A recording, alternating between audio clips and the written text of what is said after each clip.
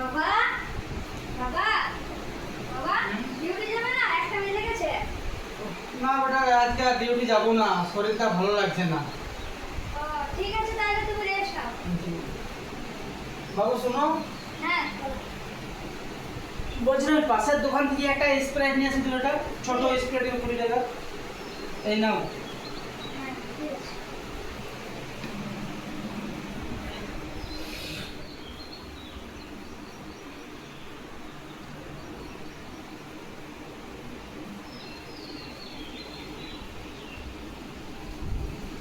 বাবা বাবা এই নাও। নিয়ে এসেছো? হুম।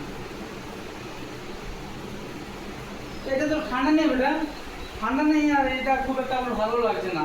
একটা কাজ করো, এটা চেঞ্জ করে না ওই মাজা, এই দেখুন ছোট মাজা ওটা নিয়ে এসো, ঠিক আছে। এটা চেঞ্জ করে দাও।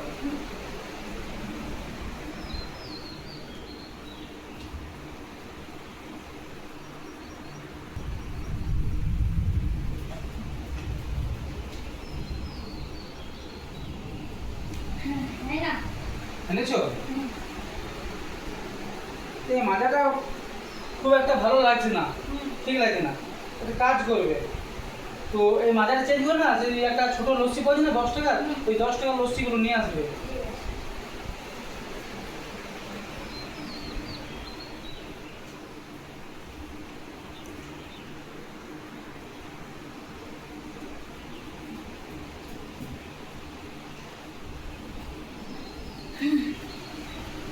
এই নাও। 10 টাকা ঘুরেছে হ্যাঁ আর 10 টাকার লস্যি। হ্যাঁ। বাবু এই 10 টাকার লস্যিটা আমার খুব একটা পছন্দ নয়।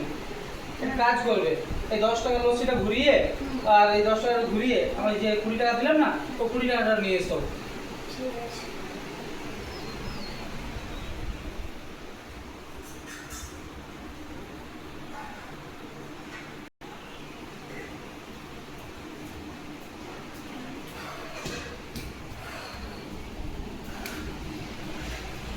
এই কি নাও। হয়েছে?